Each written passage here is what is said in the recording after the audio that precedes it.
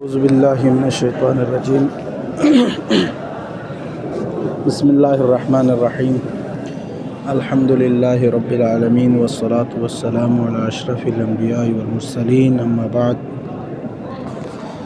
واما الثانی فلأنه لا يجوز العطف على الضمیر المخفوض الا بإعادة الخافض كقوله تعالی وعلیہا وعلی الفلک تحملون۔ ہماری بحث چل رہی تھی ان تین حالات کے حوالے سے جو اسم واو معیت کے بعد واقع ہوتے ہیں تو اس کو نصب ملنا تھا مفعولیت کی بنا پر۔ تو پہلی صورت اس میں یہ بیان کیا کہ وہ واو معیت کے بعد واقع ہوں گے تو اس اسم کو مفعولیت کی بنا پر نصب ملے گا، لیکن کہا کہ یہ نصب مفعولیت کی بنا پر اس کو ملیں گے، شرط یہ ہے کہ وہاں پہ کوئی مانع نہ ہو عطف وغیرہ سے، چونکہ کبھی جو مانع جو عطف میں ہوتے ہیں وہ مانع معنوی ہوتے ہیں عطف کرنے سے، یا جو ہے مانع صناعی ہوتے ہیں۔ مانع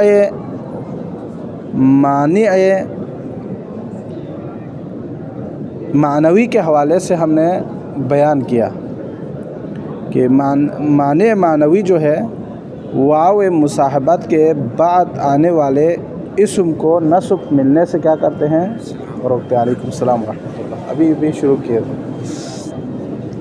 تو معنی معنوی کل بیان ہوئے۔ آج جس بحث کو ہم شروع کر رہے ہیں وہ معنی صانعی ہے، صناعی جسے کہتے ہیں۔ واو معیت کے بعد آنے والا اسم نصب ملنے سے رہ جائے گا جب عطف کے ممنوع ہونا وہاں پر ہو، لیکن عطف کرنا معنی صناعی ہو، تب بھی وہاں پہ اسم جو واو معیت کے بعد آتے ہیں اس کو منصوب علی المفعولیات نہیں ملیں گے۔ اور اس میں پہلے والے تو ہم نے بیان کیا مثال کے ساتھ، دوسرے میں بیان کر رہے ہیں کہ یہ جو عطف معنوی کو پہلے ہی بیان کیا، پھر اس عطف صناعی میں دو مثالیں پیش کی تھی، قمت وزیدن، اس کی بات ہو گئی ہے، ٹھیک ہے، جو ہم نے کل پڑھے۔ آج دوسری مثال کو بیان کر رہے ہیں جو کہ مررت بک وزیدن، اس میں تو یہاں پر بھی واو معیت کے بعد آنے والا اسم اپنے سے ماقبل ضمیر مجرور پر عطف نہیں ہو سکتے، چونکہ وہاں پہ کسی اسم کا اس ضمیر محفوظ پر، یہ شرط ہے، ضمیر منصوب بھی نہیں کہا، دیکھو ضمیر محفوظ، یعنی ضمیر محفوظ پر کسی واو معیت کے بعد آنے والا اسم عطف کرنا صحیح نہیں ہے، مگر یہ کہ وہ حرف جر کا دوبارہ سے اعادہ تکرار نہ کرے۔ تو یہ قانون ہے، صناعی کا مطلب قانون، یعنی کسی بھی چیز کا اسم کا ضمیر محفوظ پر عطف کرنا صحیح نہیں ہے جب تک اس میں حرف جر کو تکراراً نہ لے آئے۔ یہ جیسے کہ یہاں پر کہتے ہیں وَأَمَّا الثَّانِي، یعنی ثانی سے مراد ہم نے وہ مثال لی ہے جو مررت بک وزیدن، یہ مثال ہے، چونکہ قمت وزیدن کو کل ہم نے بیان کیا۔ فَلِأَنَّهُ لَا يَجُوزُ الْعَطْفُ، یہاں پہ عطف کرنا جائز نہیں ہے۔ کس پر عطف کرنا جائز نہیں ہے؟ واو معیت کے بعد آنے والا اسم کو عطف کرنا جائز نہیں ہے، کس پر؟ علی الضمیر المحفوظ، اس ضمیر پر جو محفوظ ہے، جس کو کسرہ ملا ہوا ہے، جر ملا ہوا ہے، مگر الا، یہ اس قاعدے کو توڑ رہے ہیں، یعنی ضمیر محفوظ پر مطلقاً کسی اسم کا عطف نہیں ہو سکتا، یا ممکنات میں سے ہے کوئی اگر رد و بدل ہو جائے تو کہتے ہیں الا، مگر ضمیر محفوظ پر واو معیت کے بعد آنے والا اسم میں تکرار بار بار اس لیے کر رہا ہوں تاکہ جو ہے نا ذہن میں بیٹھ جائے یہ بات، تب تک وہ آگے بات سمجھ میں نہیں آتی، اس لیے الا بإعادة الخافض، مگر یہ کہ وہ حرف جر کا دوبارہ کیا ہو جائے، تکرار نہ ہو جائے، اعادہ نہ ہو جائے۔ کہ قولی تعالی، اب اللہ تعالیٰ کا قول جو شاہد مثال انہوں نے بیان کی ہے، وَعَلَيْهَا وَعَلَى الْفُلْكِ تُحْمَلُونَ، یہ وَعَلَيْهَا، علیہا کیا ہے؟ جار و مجرور، ٹھیک ہے، وَعَلَى الْفُلْكِ تُحْمَلُونَ، تو یہ یہاں پہ تحملون ہے نا، علیہا یہ یہاں پہ وعلیہا ان پر ہے، وعلی الفلک اور کشتی پر، تحملون کیا کر رہے ہیں؟ اس پر حمل کر رہے ہیں، یعنی کوئی چیز اس میں حمل برداری کر رہے ہیں، وہاں پہ کوئی چیز رکھ رہے ہیں۔ تو یہاں پہ جو ہے نا یہ فلک کی مثال ہے، وعلی الفلک تحملون میں فلک کو علیہا کی ضمیر جو محفوظ ہے اس پر عطف کرنا جائز نہیں ہے، صحیح نہیں ہے، ٹھیک ہے، لیکن مطلقاً جائز نہیں ہے، نہیں، اگر حرف جر کا تکرار دوبارہ ہو جائے تو اس صورت میں الفلک کو اس پر عطف کرنا کیا ہے؟ پھر جائز ہے ضمیر محفوظ پر۔ تو یہاں پہ پھر کیا ہوا ہے؟ تکرار ہوا ہے، وعلیہا ہا ضمیر محفوظ، پھر وعلی الفلک تحملون، یہاں پہ علی کو پھر دوبارہ حرف جر کو کیا کیا ہے؟ اعادہ کیا ہے۔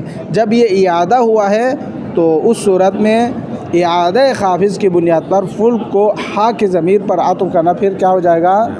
جائز ہو جائے گا، ٹھیک ہے، یوں۔ اب یہاں پہ آگے فرماتے ہوا من النحویین، نحویین میں سے بعض علماء، من لم یشترط فی المسألتین شیئا، ان دونوں مسئلوں میں، یہ دو مسئلے کہا نا، اس سے مراد آج کا جو بیان کیا ہے کل والا، دونوں شامل ہے، یعنی کل والا بھی خود بخود شامل ہو جائے گا فی المسألتین، چونکہ ہم نے ایک مسئلہ پڑھ لیا تھا، تھوڑا رکھ لیا تو یہی ہوتا ہے۔ من لم یشترط، شرط نہیں رکھتے ہیں بعض علماء نحوین، فی المسألتین، دونوں مسئلوں میں شیئا، کسی چیز کو بھی، یعنی دونوں مسئلوں میں کسی چیز کی شرط نہیں ہے۔ وہ یوں کہتے ہیں اگر آپ واو معیت کے بعد میں آنے والا اسم اپنے سے ماقبل ضمیر مرفوع متصل پر عطف کرنا چاہتے ہو، ضمیر منفصل کو تاکید لائے بغیر، یا حرف ضمیر مخفوض پر عطف کرنا چاہتے ہو حروف جر کے اعادہ کے بغیر، تو بھی کیا ہے؟ جائز ہے، اس کو آپ نے بنانا ہے، ٹھیک ہے، یہ بیان کرنا ہے۔ یعنی مصنف نے کہا تھا کہ ضمیر محفوظ پر واو معیت کے بعد آنے والا اسم اس پر عطف نہیں کر سکتے، اور اسی طرح ضمیر مرفوع متصل پر نہیں کر سکتے بعد آنے والا اسم واو معیت کے بعد، لیکن اس میں شرط یہ بیان کیا کہ ضمیر مرفوع متصل میں تب تک جائز نہیں ہے جب تک اس میں کیا ہو؟ منفصل تاکید نہ لائیں، اور ضمیر محفوظ میں یہ کہا کہ تکرار حرف جر ہو جائے۔ لیکن بہت سارے علماء نحوین میں سے ایسے بھی ہیں جو کہتے ہیں کہ کوئی شرط نہیں ہے، آپ فوراً ضمیر مرفوع متصل پر بھی آپ عطف کر سکتے ہیں بغیر تاکید کے ضمیر منفصل کو، اور ضمیر محفوظ پر بھی عطف کر سکتے ہیں بغیر کسی تاکید، بغیر کسی اعادہ حرف جر کے۔ سمجھ آ گئی؟ یہ بات کہنا چاہتے ہیں۔ ومن النحویین، نحوین میں سے بعض علماء، من لم یشترط، جو شرط نہیں رکھتے، فی المسألتین، ضمیر مرفوع متصل اور ضمیر محفوظ، ان دونوں مسئلوں میں شیئاً، کسی چیز کی بھی شرط نہیں رکھتے ہیں، جو شرط انہوں نے یہاں پر رکھی ہے۔ فعلی قولہ، تو پھر نتیجہ کیا نکلے گا؟ ان بعض نحویین کے قول کے مطابق، قولہ کی ضمیر کیا ہے؟ من النحویین، نحویین کے بعض علماء کے نظریے کے مطابق یجوز العطف، واو معیت کے بعد میں آنے والا اسم اس سے ضمیر محفوظ پر یا ضمیر مرفوع متصل پر عطف کرنا کیا ہے؟ جائز ہے۔ ولہذا، پس اسی لیے، قلت، مصنف نے کیا کہا ہے؟ مصنف نے تو ہم نے جو کہا ہے شرح میں، اس نے کہا کہ یہ شرائط موجود ہے، اس کے مطابق عطف ہوگا، اس کے بغیر نہیں ہوگا، لیکن متن میں کیا کہا ہے؟ علی الاصح فیہما، اصح قول یہ ہے، تو مصنف بھی اس چیز کا کیا ہے؟ قائل ہے، یعنی وہ کہتے ہیں یہ ضمیر محفوظ پر اور ضمیر مرفوع متصل پر واو معیت کے بعد آنے والا اسم بغیر شرط کے بھی عطف ہو سکتے ہیں، لیکن یہ شرائط بھی موجود ہے، لیکن ہم نے اصح کو بیان کیا۔ صحیح یہ ہے کہ شرائط کے ساتھ ہو، اعادہ حرف جر ہو یا ضمیر مرفوع کے لیے منفصل اس کو تاکید لائے، یہ صحیح قول ہے۔ لیکن اس کے بغیر بھی کوئی عطف کرنا چاہتے تو جائز نہیں ہے، تو جائز ہے، مسئلہ نہیں ہے، لیکن اصح کون سا ہے؟ شرائط والا ہے، ٹھیک ہے، یہ کہنا چاہتے ہیں۔ یہاں تک بات کلیئر ہو گئی ہے، ٹھیک ہے۔ یہ تھا پہلی جو حالت کے حوالے سے جو باتیں تھیں، جتنے باتیں جو واو مائیت کے بعد آنے والے اسم کی کتنی حالتیں تھیں، مفعول کے طور پر نصب دیں گے، لیکن اس کی 3 حالتیں۔ پہلی حالت ختم ہو گئی۔ دوسری حالت والثانیہ، دوسری حالت ان یترجح، پہلے میں کہا مفعول بنا کر نصب دیں گے واو مائیت کے بعد آنے والا اسم، دوسرے میں کہتے ہیں دوسری حالت میں ان یترجح المفعول معه علی العطف، مفعول مع بنانے کو عطف سے بھی کیا دیں گے؟ ترجیح دیں گے۔ یعنی وہاں پہ دونوں جائز ہے، آپ اس واو مائیت کے بعد آنے والے اسم کو مفعول مع بھی بنا سکتے ہیں اور بعد میں آنے والے اسم کو عطف بھی کر سکتے ہیں، دونوں کر سکتے ہیں، لیکن مفعول مع بنانا راجح ہے اور عطف بنانا مرجوح ہے، ٹھیک ہے، یہ بات کہنا چاہتے ہیں۔ وذالک نحو قولک، جیسے کہ آپ کا قول، مثال دے رہے ہیں، کن انت وزیدا کالاخ، آپ اور زید بھائی کی طرح ہو جا۔ تو یہاں پہ 2 ترجمے کر سکتے ہیں۔ پہلا ترجمہ عطف کا، آپ اور زید بھائی کی طرح ہو جا، ایک یہ ترجمہ ہے۔ یہ ترجمہ یاد رکھنا ہے، چونکہ عطف کا ترجمہ الگ ہوتا ہے، مائیت کا معنی ترجمہ الگ ہوتا ہے، اس لیے اس کو ذہن میں رکھنا لازمی ہے، وإلا آپ کو یہ مفہوم سمجھ میں نہیں آ سکتے۔ پہلا ترجمہ۔ دوسرا ترجمہ کیا بنے گا؟ واو مائیت کے ساتھ ملائے تو کن انت وزیدا، آپ زید کے ساتھ بھائی کی طرح ہو جائیں۔ دیکھو، یعنی آپ زید یعنی یہ کہنا چاہتے ہو کن انت، آپ ہو جائیں مع زید کالاخ، زید کے ساتھ بھائی کی طرح ہو جائیں، یہ ہو گیا، یعنی آپ زید کے ساتھ بھائی کی طرح ہو جائیں، یہ ایک ترجمہ ہے میت کا۔ یہ عطف والا ترجمہ کیا کہا تھا؟ کن انت، آپ ہو جائیں، وزیدن، اور زید بھی ہو جائے، کالاخ، بھائی کی طرح ہو جائے۔ تو یہ فرق ہے، یعنی آپ زید کا بھائی بنے، آپ اور زید بھائی کی طرح ہو جائے، یہ فرق ہے، یہ دونوں ترجمے میں فرق ہے۔ ابھی آ رہے ہیں اس کی جو باقی تفصیلات ہیں، وہ کس طرح؟ وذالک، یہاں پہ کالاخ والاخوین، یہ ساری باتیں بعد میں آئیں گے، ٹھیک ہے، آہستہ آہستہ ہم پڑھیں گے۔ وذالک، یہ اس طرح ہوگا، لأنک لو عطفت زیدا علی الضمیر فی کن، اگر آپ عطف کرے زیدن کو کس پر؟ کن کے ضمیر پر، کن کے اندر کون سی ضمیر ہے؟ ہوا، یعنی کن انت، امر کا صیغہ ہے نا، انت مخاطب کا صیغہ ہے، فی کن لازم ان یکون زیدا، زید معمورا، تو پھر زید معمور بھی میں سے ہوگا یا نہیں ہوگا؟ معمور بھی میں سے ہوگا، یعنی کیا مطلب؟ یعنی اگر آپ یہاں پہ عطف مراد لیں گے تو آپ گویا کہ آپ امر کر رہا ہے سامنے والے بندے کو بھی اور کس کو؟ زید کو بھی، دونوں معمور بھی ہے، الگ الگ معمور بھی ہے، زید اور انتا دونوں کے لیے آپ خطاب کر رہے ہیں، ایک ہی ہوتا ہے، لیکن آپ کا مقصد کیا ہے؟ دونوں کو خطاب کرنا ہے یا ایک کو خطاب کرنا ہے؟ ایک کو خطاب کرنا ہے، انتا کو خطاب کرنا ہے۔ وَأَنْتَ لَا تُرِيدُ أَن تَأْمُرَهُ، وہ کہنا یہ چاہتے، دیکھو آپ نہیں چاہتے کہ آپ امر کریں کس کو؟ زید کو۔ وَأَنْتَ لَا تُرِيد، آپ نہیں چاہتے ہیں، أَن تَأْمُرَهُ، کہ آپ زید کو کیا دے دیں؟ خطاب کریں، یعنی آپ صرف زید کو خطاب کرنا نہیں چاہتے، یہ مراد ہے، ٹھیک ہے، یعنی آپ صرف زید کو خطاب کرنا نہیں چاہتے۔ وَإِنَّمَا تُرِيد، لیکن آپ چاہتے ہیں کیا؟ ان تأمر مخاطبک بأن یکون معہ کالاخ، یعنی آپ مخاطب کو اس طرح خطاب کرنا چاہتے ہیں کہ زید بھی کیا ہے اس کے ساتھ، کیا ہے اس انتا کے ساتھ، کیا ہے شامل ہے، یعنی یوں کہنے کا مطلب یہ ہے، یہاں پر مفعول مع کے ترجمے کو مقدم کیا گیا ہے اس عبارت کے اندر، وہ یوں ہے کہ مثلاً آپ ایک دفعہ عطف سے ترجمہ کریں کن انت، آپ ہو جائیں، و زیدن، اور زید بھی ہو جائے، تو یہاں پہ مخاطب عطف کی صورت میں دونوں بنے، زید بھی انت بھی، کل اخ کہا بھائی کی طرح ہو جائے۔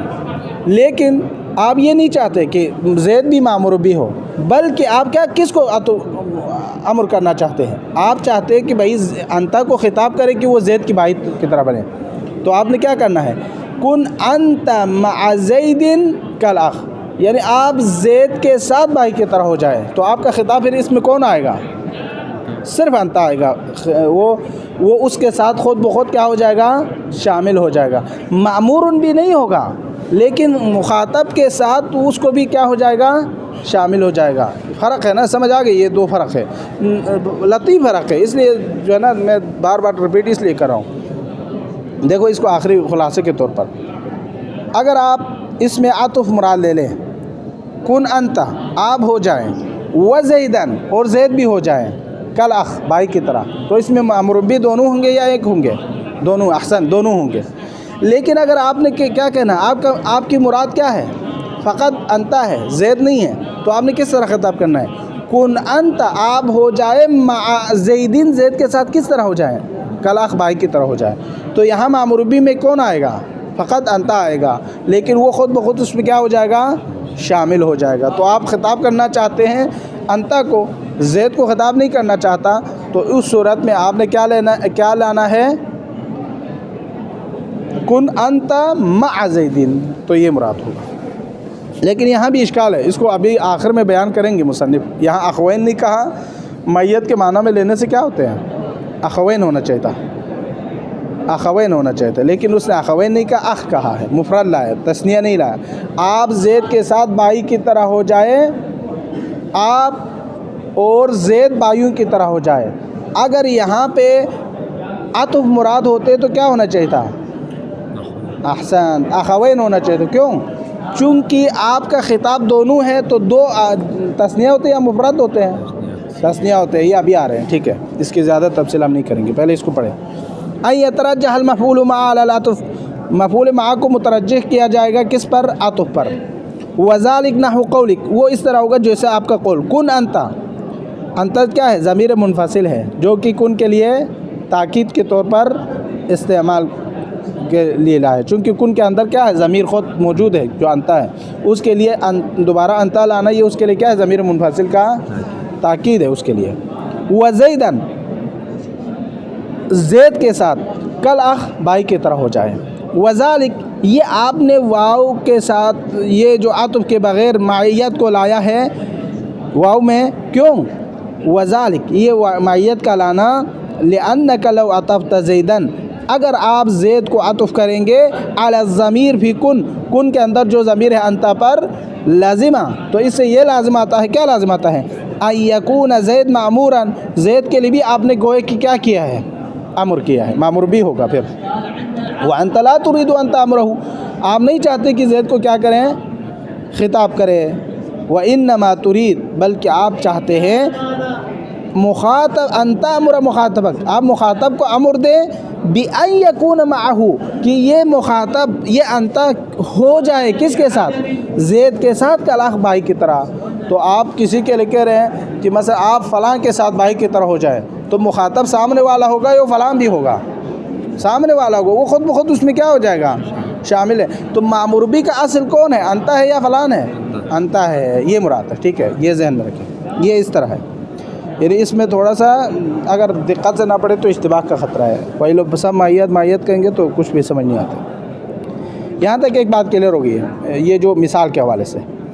اب آگے آتے ہیں، شاعر کا قول بھی اسی طرح موجود ہے، وہ کہتے ہیں قال شاعر، شاعر نے کہا ہے، فکونوا، تم سب ہو جاؤ، انتم، تم سب، وبنی ابیکم، تمہارے باپ کے بیٹے بھی ہو جاؤ، مکان الکلیتین من الطحال، دو گردے کی طرح، یعنی دو گردوں کی جگہ پر ہو جاؤ، من الطحال، طحال کہتے ہیں تلی کو، کلیتین کلیہ، ویسے کلیہ بولتے ہیں لیکن یہاں کلیتین ہیں، دو کلیے، کلیہ کسے کہتے ہیں؟ گردے کو، ٹھیک ہے، دو گردے دو ہوتے ہیں تو اس لیے کلیتین استعمال ہوا ہے۔ मिनत तहाल, तहाल कहते हैं तिल्ली को। तिल्ली यानी वो हैवानात की उन न खाने वाली को चीज़ों में से है जिसमें हैवानात के खून क्या होते हैं, जमा होते हैं। तिल्ली, तिल्ली बोलते हैं उसको, ठीक है। ये हराम चीज़ों में से है जो जानवर, हलाल जानवर से निकलते हैं, ठीक है। तो यहाँ पे शायद मिसाल क्या है, यहाँ पे मानना यूँ होगा, तुम लोग हो जाओ उनके बाप के बेटे की तरह, ऐसा हो जाओ जैसे दो गुर्दे मिनत तहाल जो एक तिल्ली के साथ होते हैं, यानी एक तिल्ली के साथ दो गुर्दे होते हैं, उस तरह तुम लोग भी हो जाओ। यानी दो गुर्दे के बगैर इंसान ज़िंदा नहीं रहता, तो आप उनके साथ ऐसा ही हो जाओ, मिक्स हो जाए इस तरह। तो यहाँ पे शायद मिसाल क्या है, फ़कूनु एक अंतुम, ये ज़मीर यानी फ़कूनु के अंदर भी अंतुम है, चूँकि सिगाए अम्र क्या है, जमा है, तो अंतुम उसके अंदर ख़ुद बख़ुद मौजूद है। अंतुम बिर ज़ाहिर लाना, ये ज़मीर मुनफसिल, उसके लिए ताकीद है। व बनी अबीकुम, और ये बनी अबीकुम, ये बनी अबीकुम को अतफ़ कर रहे किस पर, अंतुम पर, कूनू पर, कूनू के अंदर जो अंतुम है उस पर। तो यहाँ पे तर्जुमा ये हो सकते हैं कि तुम लोग हो जाओ उनके बाप की बेटे की तरह, ऐसे हो जाए जैसे दो गुर्दे और एक तिल्ली की तरह, ये भी है। लेकिन अगर आप मैयत के माना में देंगे तो इस तरह होगा, आप लोग उनके बाप के बेटे की तरह इस तरह हो जाए जैसे दो गुर्दे एक तिल्ली की तरह। एक ये तर्जुमा है जो मैयत का। जो अतफ़ वाला तर्जुमा कौन सा होगा, तुम लोग हो जाओ और उनके बाप के बेटे भी हो जाए, वो भी हो जाए किस तरह हो जाए, दो गुर्दे एक तिल्ली की तरह। तो ये, तो यहाँ पे जो है हमारी जो बहस है वो किस में है, यहाँ पे वाव मैयत के माना में है। मामुरुन भी कौन है, फ़क़त फ़कूनु अंतुम है। बाकी व बनी अबीकुम यानी आप उनके बाप के बेटे की तरह ऐसे हो जाएं, तो ये बनी अबीकुम ख़ुद बख़ुद उसमें क्या हो जाएगा, शामिल हो जाएगा, ये कहना चाहते हैं, ठीक है। ये यहाँ पे भी ऐसा ही लिखा हुआ है, देखो। तो यहाँ पे ये जो जब साथ का तर्जुमा करेंगे तो फिर क्या होगा, ये जो बनी है ये मफ़ऊल बिही के उन्वान पर, मफ़ऊल माह के उन्वान पर क्या होगा, उसको नस्ब मिलेगा चूँकि मैयत के माना। तो यहाँ मामुर बिही जो है असल में देखा जाए तो कौन है, कूनु अंतुम है, चूँकि उसका जो मुखातब है फ़क़त कूनु अंतुम है, बाकी वो ख़ुद उसके साथ क्या हो गए हैं, शामिल हो गए हैं, ठीक है। वक़द उस्तुफ़ीदा मिन तमसीली, मेरे इस, कभी कभार वो कहते हैं वक़द इस्तुफ़ीदा, कभी कभार इस्तिफ़ादा किया जाता है, फ़ायदा लिया जाता है बाज़ लोग, मिन तमसीली किससे, मेरी मिसाल से, मेरी मिसाल से लोग फ़ायदा लेते हैं। कौन सी मिसाल, बिकुन अंत व ज़ैदन कल अख़, इससे फ़ायदा लेते हैं। क्या फ़ायदा लेते हैं, वो फ़ायदा बयान कर रहे हैं। वक़द इस्तुफ़ीदा मिन तमसीली का जो फ़ायदा है वो कौन, क्या, किस तरह फ़ायदा लेते हैं, उस फ़ायदे को बयान कर रहा है। अन्नमा बअदल मफ़ऊल मआ, मफ़ऊल मआ के बाद यकूनु अला हसब मा क़ब्लहु फ़क़त, कि ये जो मफ़ऊल मआ के बाद वाला जो हुक्म है वो उसके अपने माक़बल वाले का हिसाब है। यानी क्या मतलब, वो यूँ लेते हैं कि भाई यहाँ पे जो मफ़ऊल मआ के बाद वाला जो हुक्म है वो वही क़ब्ल वाला हुक्म है, इसमें और उसमें कोई फ़र्क नहीं है। यानी क्या मतलब, यानी दोनों मामुर भी है, वो यूँ कहना चाहते हैं, ठीक है। ये तफसील इस तरह होगा, ला अला हसबिहिमा, दोनों के हिसाब से नहीं है। यानी क्या मतलब है ये, यहाँ ये यूँ हो जाएगा, देखो ये तर्जुमा करेंगे इसका तो मिसाल वाज़ेह हो जाएगा। बाज़ ने मेरी मिसाल से फ़ायदा हासिल किया है, वक़द इस्तुफ़ीदा मिन तमसीली, बाज़ ने मेरी इस मिसाल से यूँ फ़ायदा लिया है, बिकुन अंत व ज़ैदन कल अख़, कि आप और ज़ैद दोनों हो जाए एक भाई की तरह। यानी उन्होंने मामुर बिही को दोनों को शामिल किया है, जैसे हमने अभी भी कहा, ठीक है, आप भी हो जाएं और ज़ैद भी हो जाएं भाई की तरह, ये कहा है, ये फ़ायदा लेते हैं। अन्नमा बाद मफ़ऊल मआ, मफ़ऊल मआ के बाद, मफ़ऊल मआ के बाद क्या है, इसमें कलाक़ है। देखो तदबीक बहुत अहम है, क्योंकि ये मिसालें अगर तदबीक ना हो जाए ना भूल सकते हैं, समझ ना आए तो बाद में। अन्नमा बअदल मफ़ऊल मआ, मफ़ऊल मआ कौन है यहाँ पे, زیدن احسن. اور ما بعد مفعول مع کیا ہے؟ اخ ہے، کل اخ ہے. یکون، یہ ما بعد المفعول مع یکون ہو جائے گا، کیا ہو جائے گا؟ علی حسب ما قبلہ، یعنی مفعول مع سے پہلے والے کا حکم فقط، یعنی اس کا حکم ہوگا. یعنی مفعول مع کے بعد والا جو ہے یعنی جو اخ ہے اس کا حکم اپنے ما قبل کے حساب سے ہوگا، تو وہ بھی مامور بہ میں شامل ہوگا. لا علی حسبہما، دونوں کے حساب نہیں ہوگا. ٹھیک ہے. وَإِلَّا، اگر دونوں الگ الگ حساب کرتے تو کیا ہوتا؟ لَقُلْتُ كَالْأَخْوَيْنِ، وہ کیا ہوتے پھر؟ کالأخوین ہوتا ہے. وَهَذَا هُوَ الصَّحِيحُ، یہی صحیح ہے. اب یہاں دیکھو خلاصہ کلام سنو مصنف کے اس مثال سے، کن انت وزیدن کالأخ ہے نا، اس سے بعض نے یہ مثال یہ فائدہ لیا نا کہ بھئی یہاں پہ عطف مراد ہے، مع مراد نہیں ہے. کیوں عطف مراد ہے؟ چونکہ انہوں نے کہا ہے کہ یہ یہاں پہ یوں کہا ہے، آپ اور زید دونوں کیا ہے؟ بائی کی طرح ہو جائے، عطف مراد ہے. تو مصنف ان کو کیا جواب دے رہے ہیں؟ بھئی دونوں عطف مراد نہیں ہے ہماری. مصنف کی مراد کیا تھی؟ مائیت والی معنی، یعنی آپ زید کے ساتھ بائی کی طرح ہو جائے. یہ ہماری جو بات ہے وہ صحیح ہے، لیکن لوگوں نے ہم سے جو استفادہ کیا وہ معنی کیا ہے؟ غلط ہے. لوگ جو ہے دونوں کو مامور بھی کے حساب سے دیکھتے ہیں، ہم ایک کو مامور بھی کے حساب سے دیکھتے ہیں، دوسرے کو اس کی مائیت میں لیتے ہیں. لیکن اگر دوسروں کی بات ہوتی تو یہاں اخ کی جگہ پر کیا آنا چاہیے تھا؟ اخوین آنا چاہیے تھا. سمجھ آ گئی؟ یہ مراد ہے. دیکھو اتنی گڑبڑ کر کے جو ہے نا آخر میں یہ بیان کیا ہے. دیکھو وَإِلَّا، اگر علی حسبہما ہوتا، یعنی عطف مراد ہوتے، زید الگ مامور بھی اور انت الگ مامور بھی ہوتا.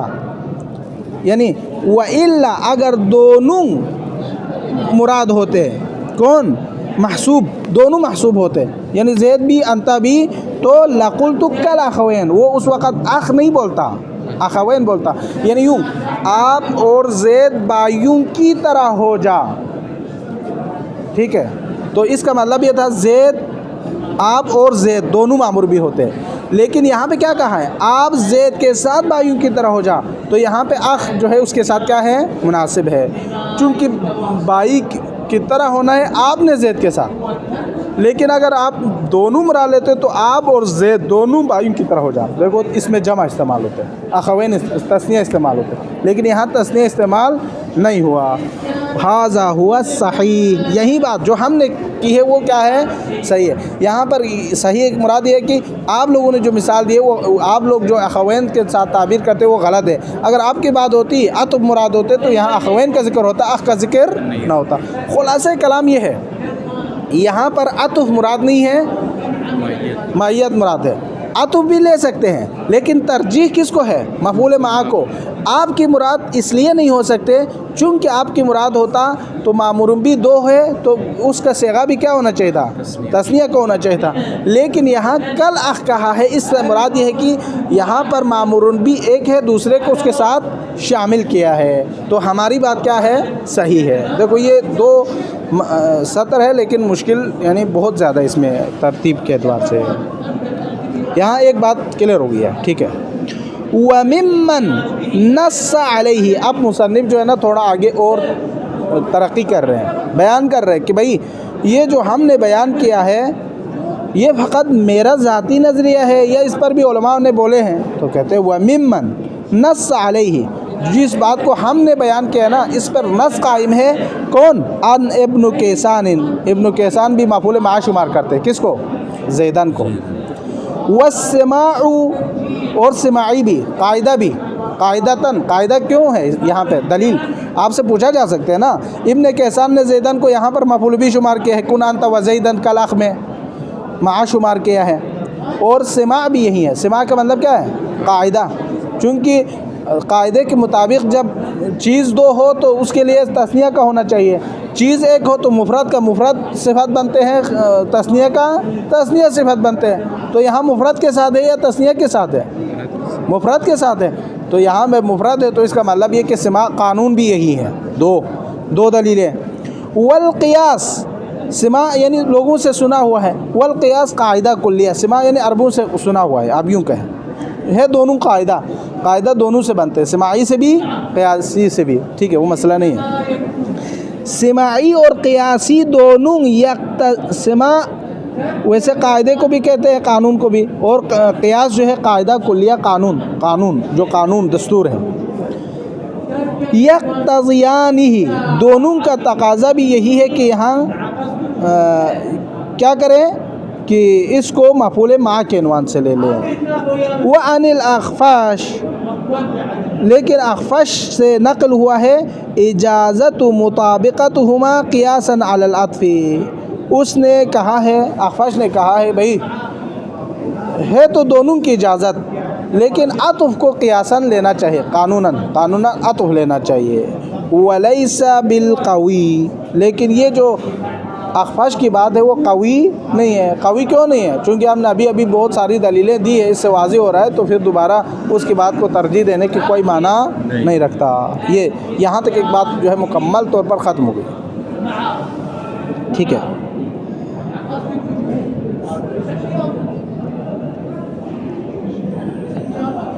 یعنی یہاں پہ یقتضیانی ہی ہے نا، یہاں پہ مخاطب کو لیا ہے، اگر اس کا جو ہی کا ترجمہ، ہی کا ضمیر لے لیں گے تو یقتضی المخاطب مفعول بھی، یہاں پہ مخاطب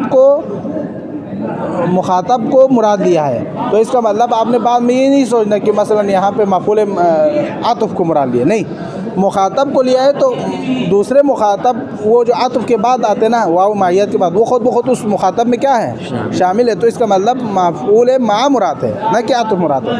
بعد میں بہت سارے لوگ یہی بھی اشتباہ کرتے ہیں، یقتضی یعنی کہ ضمیر کس کو بیان کر رہے ہیں؟ مخاطب کو، تو مخاطب سے فوراً عطف کی طرف جاتا ہے، وہ عطف نہیں ہے، مخاطب سے مراد امر کا مخاطب تو یہ جو سامنے والا ہے، لیکن معیت میں اس کو شامل کیا جو کہ عین مفعول مع کو بیان کر رہے ہیں، نہ کہ عطف والے کو۔ یہاں پہ ترجیح کس کو ہے؟ مفعول مع کو ہے، یہ اس لیے میں یہاں پہ تھوڑا سا اشتباہ یعنی ممکن تھا، اس لیے اس کو بیان کیا، جو لوگوں سے ہوتا ہے اکثر۔ والثالثہ، تیسری صورت، یعنی واو معیت کے بعد میں آنے والا اسم جو ہے منصوب ہوتے ہیں مفعولیت کی بنا پر، اس کی تین صورتیں ہیں۔ پہلی صورت مفعولیت کی بنا پر نصب ہونا، دوسری صورت ترجیح جو ہے مفعول کا ہونا ہے لیکن عطف بھی صحیح ہے، جائز ہے، تیسری صورت ان یترجح العطف ویضعف المفعول معہ، تیسری صورت میں یہ ہے کہ مفعول معہ ہونا مرجوح ہے، عطف ہونا راجح ہے، عطف کو مقدم کیا جائے گا کس پر؟ مفعول معہ ہونے سے، یہ بات ٹھیک ہے۔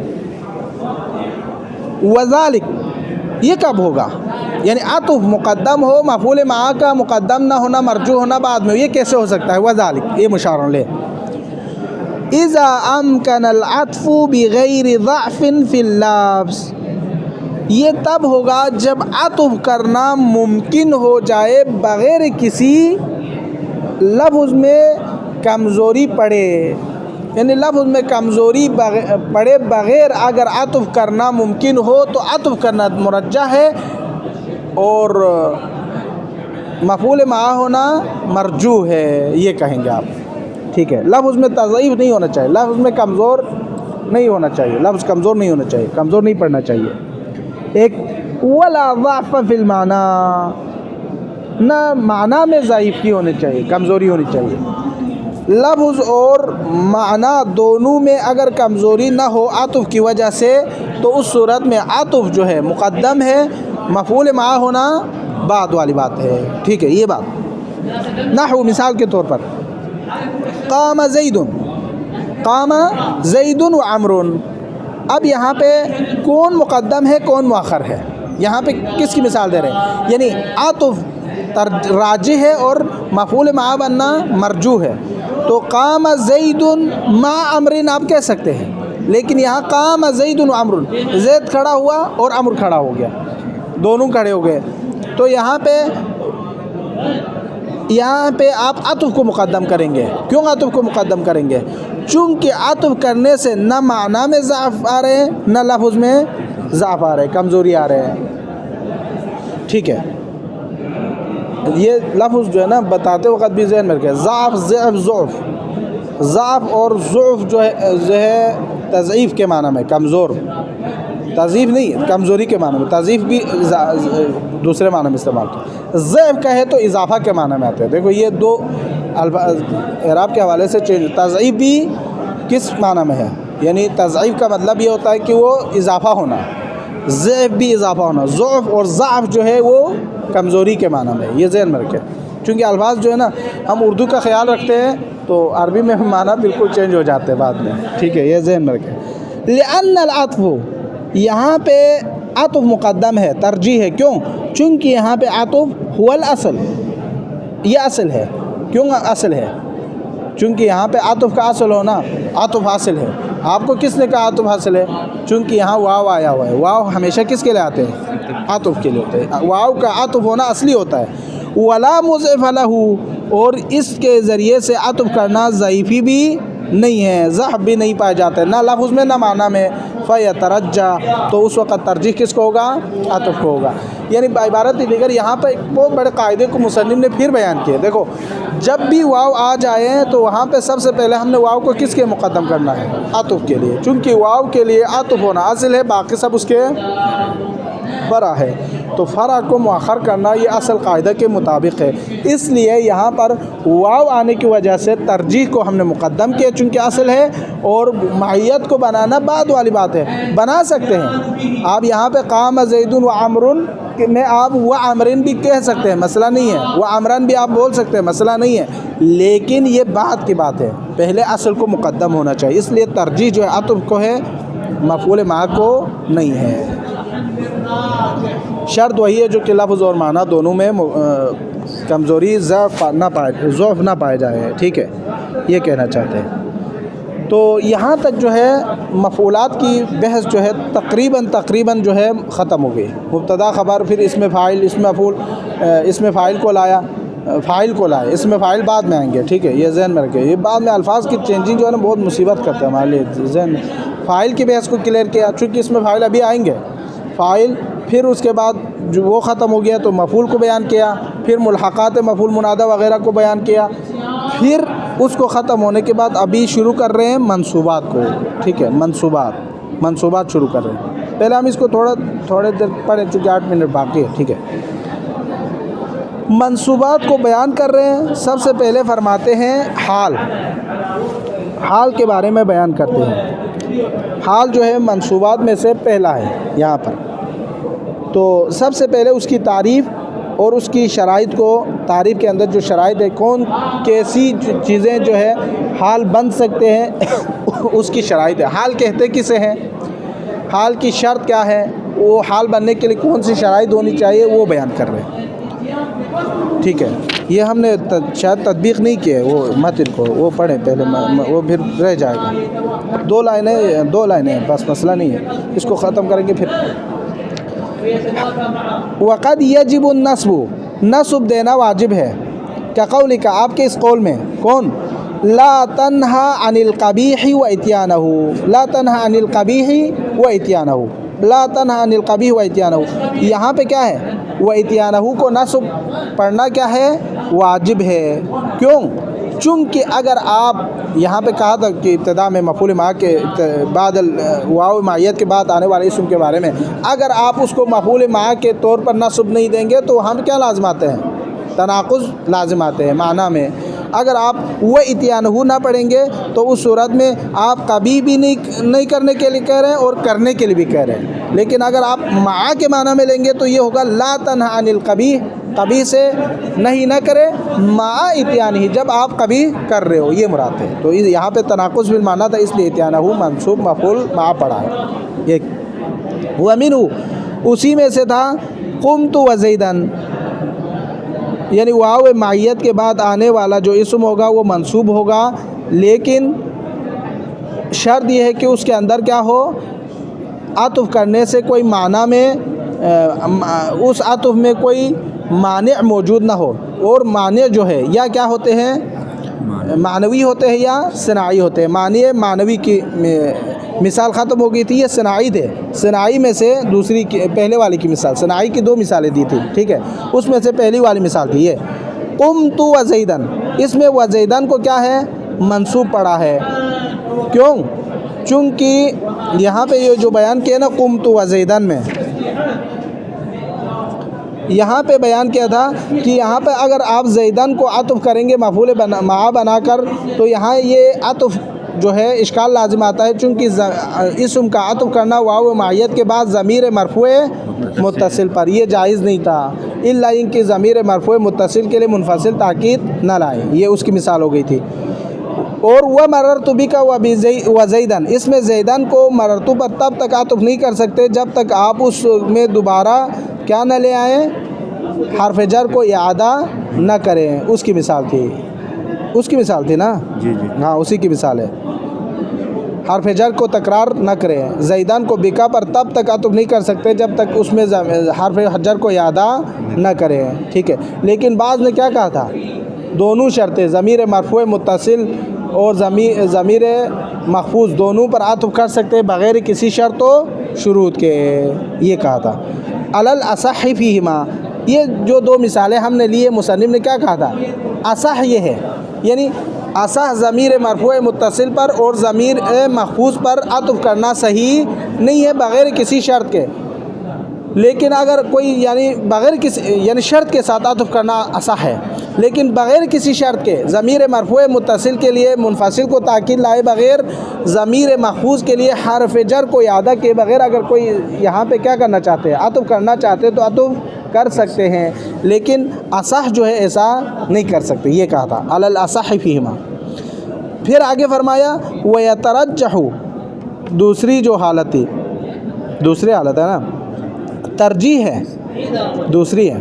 وَيَتَرَجَّحُ فی نحو قولک، اس قول میں کن انت وزیدن کالاخ، اس میں آپ کے لیے ترجیح تھا کہ آپ مفعول مع کو مقدم کرے کس پر، مفعول عطف پر. کیوں مقدم کرے؟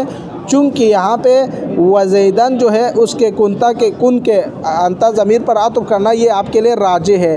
آپ دوسرا بھی بن سکتے ہیں، لیکن قاعدہ اور قانون کے مطابق سماعاً قیاساً اور قاعدے کے مطابق کالاخ مفرد آئے ہیں تو آپ نے اس کے مطابق لینا چاہیے. اگر آپ عطف کرنا چاہتے تو یہاں اخوین آنا چاہیے تھا، یہ ہم نے بیان کیا تھا. یہ دوسری صورت. تیسری صورت جو ہے یہ ویضعف ہے فی، یعنی عطف میں اگر ضعف وغیرہ پایا نہ جائے تو عطف مقدم ہے، مفعول بنانا مرجوح ہے، مؤخر ہے. نحو جیسے کہ قام زید و عمرو، یہاں پہ عطف مقدم ہے چونکہ عطف اصل ہے اور باقی فرع ہے. آپ مفعول مع بھی بنا سکتے ہیں، لیکن عطف کرنے سے یہاں نہ لفظاً نہ معناً کوئی خلال اور کمزوری واقع نہیں ہو رہا ہے، تو یہاں پہ عطف کیا ہے، مقدم ہے اور مفعول مع کو مرجوح قرار دیا گیا تھا. تو یہ تین باتیں جو تھے مکمل ختم ہو گئی. ٹھیک ہے الحمدللہ. تو سب سے پہلے مصنف نے یہاں پہ منصوبات میں سے شروع کیا تھا باب حال کو. فرماتے ہیں لما انتهى الكلام على المفعولات، جب مفعولات کی بات ختم ہو گئی، شرعت فی الکلام، شروع ہو گئے بات کرنا، على بقیت المنصوبات، باقی منصوبات کی طرف. فمنها، ان منصوبات میں سے پہلا الحال، حال ہے. ٹھیک ہے. وہ ہوا، اور یہ حال عبارت ہے اما اجتمع فیہ ثلاثۃ شروط، یعنی حال کا مطلب تین چیزوں کا نام حال ہے.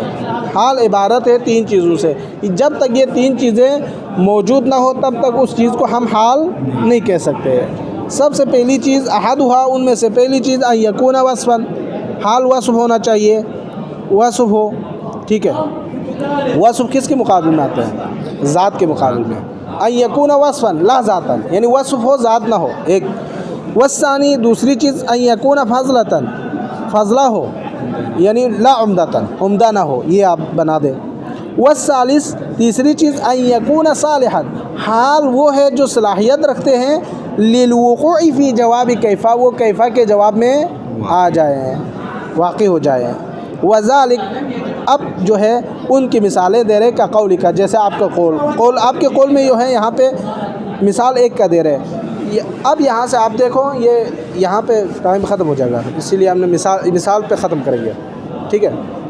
یہ جو حال واقع ہوتا ہے، جو چیز حال واقع ہوں گے، اس کبھی حال جو ہے حالت فاعلی کے بیان کر رہے ہوتے ہیں، کبھی مفعول کو بیان کر رہے ہوتے ہیں، مفعول کی حالات کو بیان کر رہے ہوتے ہیں، کبھی کس کو بیان کر رہے ہوتے ہیں؟ دونوں کی. یعنی کبھی یہ ہوتا ہے نا حال میں، یعنی وہ کس حالت میں آئی. سفر کر کے یہاں پر کوئی آئے ہیں تو آپ کہیں گے وہ گھوڑے پر سوار ہو کر آیا، گاڑی پر سوار ہو کر آیا، پیدل آیا. اس آنے والے مسافر کی حالت کو کیا کر رہے ہیں؟ بیان کر رہے ہیں. حال کا معنی کسی کی حالت اور کیفیت کو بیان کرنا. ہم ابھی کہا نا وہ حال وہ ہوتے ہیں جو وصف ہو، حال وہ ہوتا ہے جو فضلہ ہو، حال وہ ہوتا ہے جو کیف کے مقابل کیف کے جواب میں آ جائے. کیف کے جواب میں آنے کا مطلب یہ کہ اس کی کیفیت کیا تھی، یعنی آنے کی کیفیت کیا تھی، اس کی حالت کیا تھی، اس کو بیان کرنے کے لیے. اب جو ہے کبھی فاعل کی حالت کو، کبھی مفعول کی حالت کو، کبھی دونوں کی حالت کو بیان کرنے کے لیے آتے ہیں. فاعل کی حالت جاء زید راکبا، زید آیا کس حالت میں آیا؟ راکبا، سواری کی حالت میں آیا. یہ فاعل کی حالت کو یہاں میں زید ذو الحال، راکبا کیا ہے؟ حال، جاء فعل. ٹھیک ہے، یہ ہو گیا. مفعول کی حالت یہ مثال انہوں نے دی ہے، موجود ہے. وہ کیا ہے؟ ضربت اللص مکتوبا، ہم نے چور کو مارا. لص کس کہتے ہیں؟ چور. مکتوبا یعنی اس کے دونوں ہاتھ بندھے ہوئے تھے، باندھ کے ہم نے مارا. اس حال میں یعنی ہم نے چور کو جو مارا اس کی حالت کیا تھی؟ اس کے دونوں ہاتھ باندھے ہوئے تھے. تو یہ مکتوب کہتے ہیں. اسی سے کتب ہے نا، کتب یعنی ہاتھ کو کیا کرنا ہے؟ باندھنا، ہاتھ باندھنا، ہاتھ کو باندھ کے، یعنی ان کو لص کو مکتوب حالت میں. اب یہاں مکتوب حالت کو آپ دونوں پیر کو بھی کہہ سکتے ہیں، ہاتھ کو بھی کہہ سکتے ہیں. اس کو ہم نے مارا ہے تو اس کو مکتوباً، ہاتھ کو باندھنا بھی صرف مراد نہیں، مکتوب مطلقاً ہے. تو یعنی ہم نے چور کو باندھ کے مارا، یہ مراد ہے. ٹھیک ہے، اس کی حالت کو بیان ہو گئی. تو مکتوباً یہاں حال واقع ہوا ہے ایک. اور دونوں کو بیان کرے، مثلا لقیت عمرا راکبین، ہم نے ملاقات کی. لقیت میں ملا عمرا، عمر سے کس حالت میں ملا؟ راکبین، دونوں کیا تھے؟ ہاں. تو یہاں پہ راکبین جو ہے حال واقع ہو، جو مفعول و فاعل دونوں کی حالت کو بیان کر رہے ہیں. لقیتو، تو کے جو فاعل ہے اس کی حالت کو، اور عمران مفعول کی جو حالت ہے اس کو بیان کر رہے. دونوں کیا ہے؟ راکبین، حالت رکوب میں تھے، سواری کی حالت میں تھے. تو یہ اس کو بیان کیا ہے. تو حال میں تین چیزیں ہونی چاہیے: وصف ہونا چاہیے، فضلہ ہونا چاہیے، اور کیف کے جواب میں واقع ہونے کی صلاحیت موجود ہو، تو اس کو حال کہتے ہیں. باقی یہ جو ذہن میں رکھیں گے نا تو کل آنے والے درس میں ہم اس پر اعتراض کریں گے. وصف ہے تو کبھی کبھار ہم نے دیکھا ہے وصف نہیں ہے، کبھی دیکھا ہم نے فضلہ، آپ نے کہا فضلہ نہیں ہے، کبھی آپ کہہ رہے کیف کے جواب میں واقع ہو رہے، تو اس پر بھی اعتراضات موجود ہیں. تو انشاءاللہ وہ آنے والے دروس میں بیان کریں گے. صلی اللہ علیہ وسلم.